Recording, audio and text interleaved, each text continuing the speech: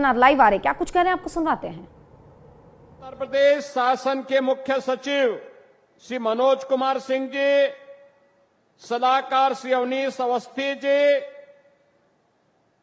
आज के इस कार्यक्रम में विशेष रूप से उपस्थित भारतीय जनता पार्टी के जिलाध्यक्ष श्री ध्रुव कुमार सिंह जी, जिलाध्यक्ष लालगंज विनोद राजभर जी, जिलाध्यक्ष अंबेडकर नगर श्री त्र्यंबक त्रिपाठी जी, आज के इस कार्यक्रम में उपस्थित श्री अरविंद जायसवाल जी, कृष्ण मुरारी विश्वकर्मा जी, अखिलेश मिश्रा जी, सत्येंद्र राय जी, मनोज यादव जी,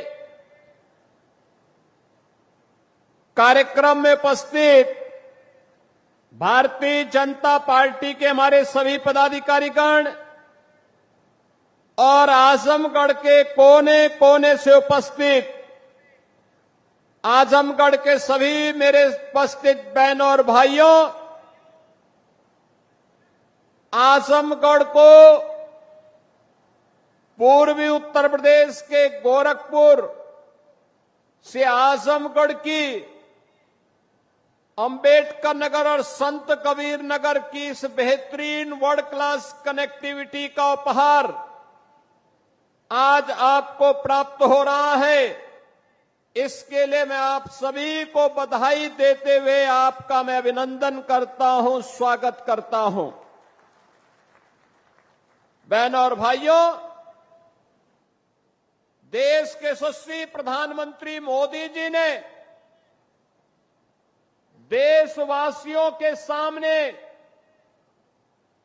आजादी के अमृत महोत्सव वर्ष के अवसर पर जो लक्ष्य तय किया था, उस लक्ष्य को प्राप्त करने के लिए कि 2047 में भारत एक विकसित भारत होगा, उस विकसित भारत के लिए विकसित और आत्मनिर्भर उत्तर प्रदेश बनाने की दिशा में डबल इंजन की भारतीय जनता पार्टी की सरकार के द्वारा किए गए प्रयासों का एक प्रतिफल है कि उत्तर प्रदेश बीमारू राज्य से अब एक्सप्रेस वे प्रदेश के रूप में अपनी पहचान बना रहा है। याद करिए क्या हालत थे आज से 8 वर्ष पहले के। बहनों और भाइयों, उत्तर प्रदेश का नौजवान कहीं जाता था, उत्तर प्रदेश का कोई नागरिक जाता था, पहचान का संकट होता था, पहचान का संकट होता था। लोग आजमगढ़ का नाम लेने से घबराते थे, उत्तर प्रदेश का नाम लेने से घबराते थे। आजमगढ़, अरे इसने मुख्यमंत्री दिए, एक एक नहीं 2-2 मुख्यमंत्री इस आजमगढ़ ने दे, और इस आजमगढ़ को पहचान का मोहताज होना पड़ा था। लेकिन आज 8 वर्ष के अंदर प्रधानमंत्री मोदी जी के मार्गदर्शन में आजमगढ़ अब पहचान का मोहताज नहीं है। आजमगढ़ अब आजमगढ़ से अदम्य साहस का गढ़ बन चुका है। अब यह विकास की मुख्य धारा के साथ जुड़ चुका है। और इसके लिए तो प्रधानमंत्री जी ने कहा था कि विकास के लिए गति चाहिए, प्रगति के लिए गति चाहिए, समृद्धि के लिए प्रगति चाहिए। और जब गति होगी तो प्रगति होगी, प्रगति होगी तो समृद्धि होगी, और समृद्धि होगी हर चेहरे पर खुशहाली भी होगी। यही तो खुशहाली का राज है, और इसी खुशहाली के साथ आपको जोड़ने के लिए हम लोग आए हैं।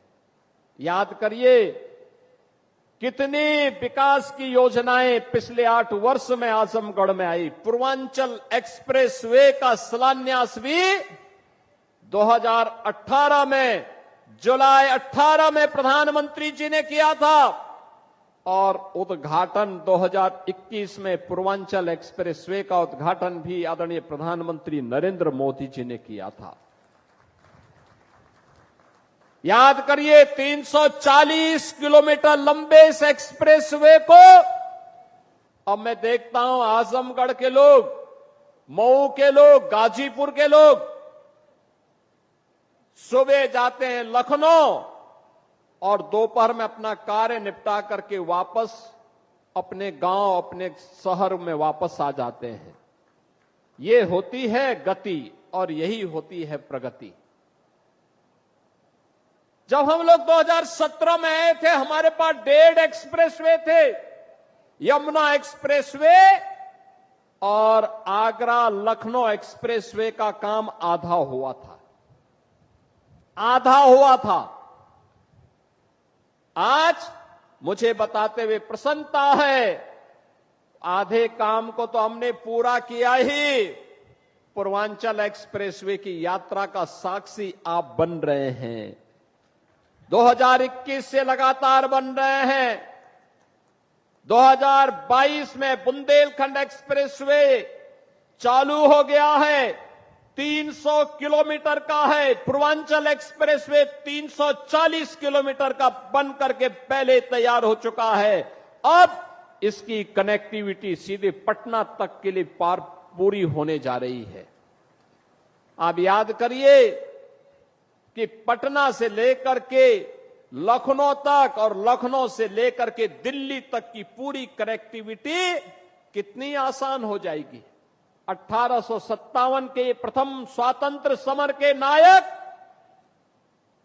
वीर कुंवर सिंह ने जब अंग्रेजों को पछाड़ने के लिए आजमगढ़ तक अंग्रेजों का मुकाबला किया था, तब कनेक्टिविटी नहीं थी। अगर उस समय एक पूर्वांचल एक्सप्रेसवे होता तो आजमगढ़ के लोग वीर कुंवर सिंह के साथ मिलकर के अंग्रेजों को मार मार करके खदेड़े होते और फिर यह देश 1857 में ही स्वाधीन हो गया होता।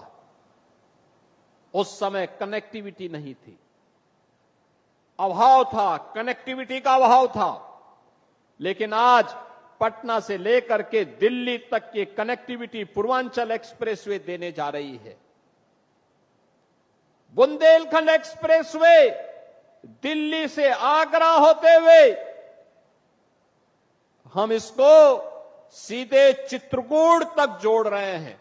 300 किलोमीटर का एक्सप्रेसवे बन चुका है, यातायात फराटा भर रहा है और आज 91 किलोमीटर का यह एक्सप्रेसवे, 91 किलोमीटर का यह एक्सप्रेसवे आजमगढ़ से गोरखपुर की कनेक्टिविटी को पूरा करने जा रहा है। बीच में अंबेडकर नगर जनपद और संत कबीर नगर जनपद भी इसका लाभ प्राप्त करेगा। दिल्ली से मेरठ के बीच में एक्सप्रेसवे का निर्माण, 12 लेन का एक्सप्रेसवे पहले ही प्रारंभ हो चुका है। एक्सप्रेसवे बनने के पहले दिल्ली से मेरठ की दूरी को तय करने में लगते थे 3 घंटे और आज एक्सप्रेसवे हो गया है तो मात्र 40 से 45 मिनट में इस दूरी को तय किया जा सकता है। बहनों और भाइयों, गंगा एक्सप्रेसवे लगभग 600 किलोमीटर लंबा बन रहा है। 600 किलोमीटर लंबा, मेरठ से लेकर के प्रयागराज तक इसकी बेहतरीन कनेक्टिविटी हो रही है। इस वर्ष के अंत तक हम उसको भी आदरणीय प्रधानमंत्री जी के कर कमलों से लोकार्पित करने वाले हैं। लखनऊ से कानपुर के बीच का एक्सप्रेसवे, बलिया लिंक एक्सप्रेसवे और इस प्रकार के लगभग 6 एक्सप्रेसवे निर्माणाधीन हैं।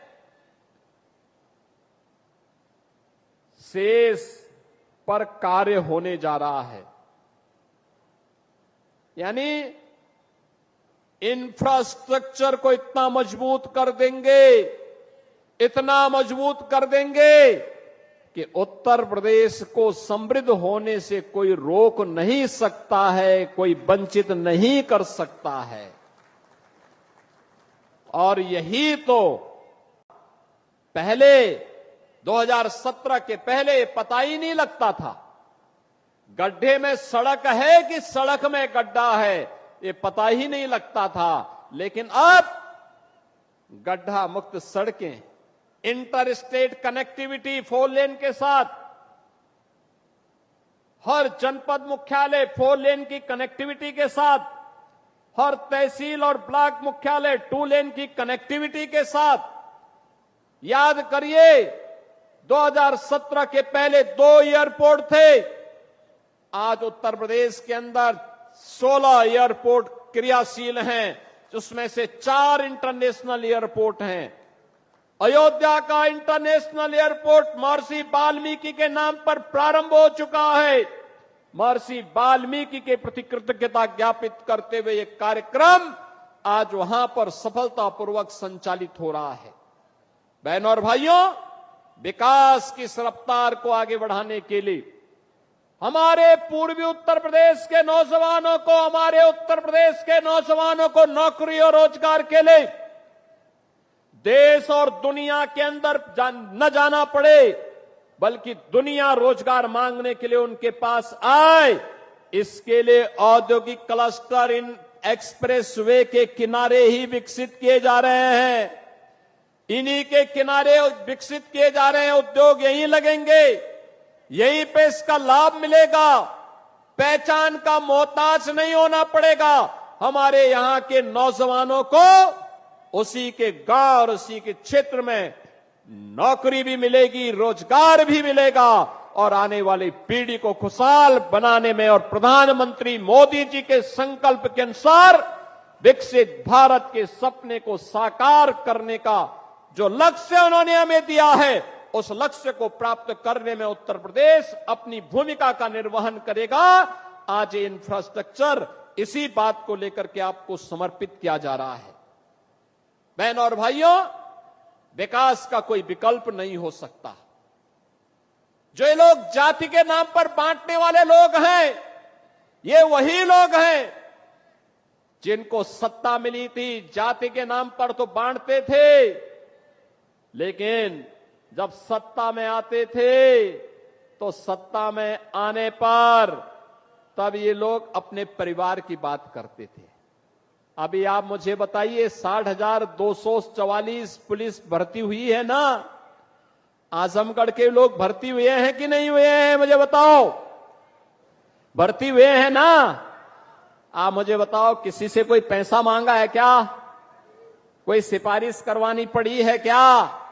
अरे हर जाति, हर संप्रदाय से जुड़े हुए लोग भर्ती हुए हैं, और इसमें भी 12,045 केवल बेटियां भर्ती हुई हैं। 12,045 से उनकी ट्रेनिंग भी प्रारंभ होने जा रही है। यानी आज वे सभी लोग योग की ट्रेनिंग ले रहे हैं।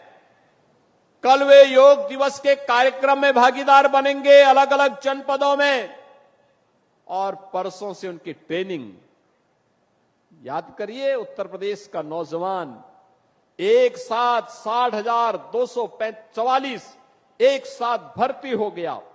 कोई सिफारिश नहीं। 2017 के पहले हुआ होता तो चाचा और भतीजा झोला लेकर के वसूली के लिए निकल गए होते। यानी वहां पर भी भेद होता था।